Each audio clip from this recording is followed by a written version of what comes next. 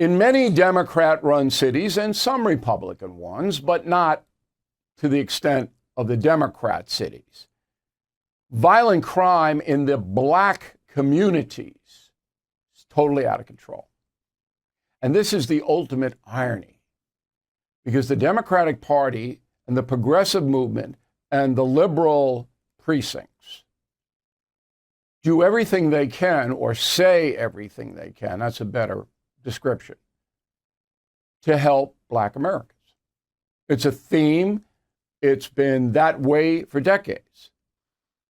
But the left is hurting African Americans. Let's take Chicago, for example. Chicago murder victims last year, 22.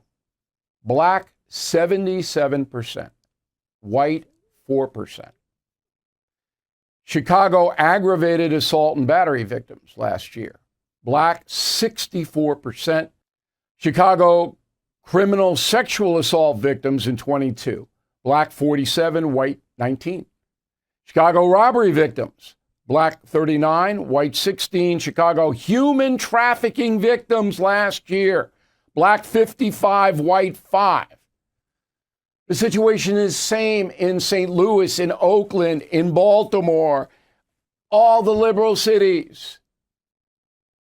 Poor black Americans are getting hurt, and it's getting worse and worse and worse. Why? Because the district attorneys there in the cities mentioned and others will not enforce the law. Why? Because they don't believe in quote unquote mass incarceration. What is mass incarceration? That's putting young black males in prison, because young black males commit violent crimes far more than any other group in this country. So, for decades, they were incarcerated. But George Soros and the far left, which drives the liberal district attorneys, they saw it as racism, not law and order. And so these people got elected, like Alvin Bragg in New York City and Kim Foxx in Chicago. We're not going to arrest and prosecute black people, no matter what they do. Drug gangs, armed, this, that, and the other thing, mowing down 6-year-olds.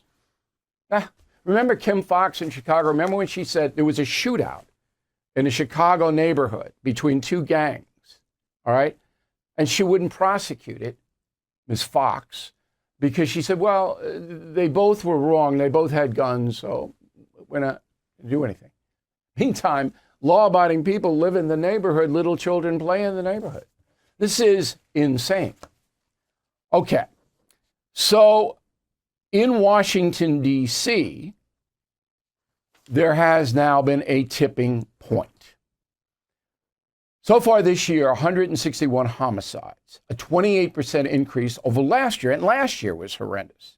All right, D.C. is on pace to be the deadliest year in 2 decades. Remember, D.C. is run by the federal government, but has local leadership. The mayor, Muriel Bowser, is a far left incompetent. 45% of the District of Columbia is black. Almost all of the violent crime is in the black neighborhoods. So yesterday, a city council member, Trayvon White, said this. Go. There was another shooting here on 16th and V just yesterday morning. And while that night, the police chief, the interim police chief, Smith, stated that we are not in a war zone. I know those who live here know that we are clearly in a war zone. Absolutely. I'm gonna say it again. We are clearly in a war zone. If you don't know you are in a war zone, then mean you haven't been here. Now here's the tragic irony. The people in Washington, D.C. vote for far-left politicians almost exclusively. The same people who are hurting them, the same Soros-driven candidates, are time and time and time again supported by black Americans. In New York State, where I am, Governor Hochul, reelected last November, would have lost if not for the fact that African Americans in New York City voted for her 90%. Lee Zeldin lost by a little bit. If 70% of African Americans supported Hochul and 30, it would be Governor Zeldin. And in the Bronx, in Brooklyn, in the heavily black precincts, the murder and violent rate in New York is out of control. Yet, the voters keep voting for these people. It is a racial thing. I understand the skin color factor. It's wrong, it's dumb, it's self-defeating, but it's a reality. In D.C., Chicago, New York, St. Louis, it's not going to get better until African American voters stop supporting the soft on crime police chiefs and district attorneys. It's not going to get better. Till the no bail laws are revoked, the attacks on police stop, you are going to you yourself may be shot in the head. You have a much greater chance of being shot in the head than I do.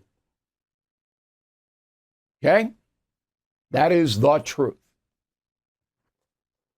I still feel sorry for the poor people, and they're defenseless. They're absolutely defenseless against these drug gangs and these thugs, heavily armed. And you hear guns, guns, guns. You hear all that. These progressive district attorneys don't even prosecute gun crimes. So don't tell me gun, gun, gun, Joe Biden. That's the memo. Very